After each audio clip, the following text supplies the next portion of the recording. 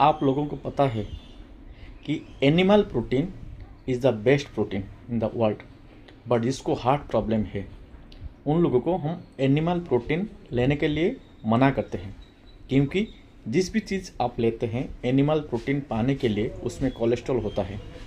तो heart problem जिसको है उसको कोलेस्ट्रॉल खाना मना है या अवॉइड करना ज़रूरी है। उस केस में क्या होता है, तो best available plant protein is soya protein. Soyabean is the best source of protein for those who are having heart problem और दोज हु आर वेजिटेरियन। उसमें कोलेस्ट्रॉल नहीं है, मुफा है, पुफा है।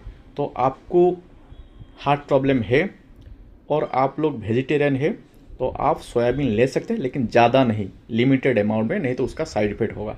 Thank you.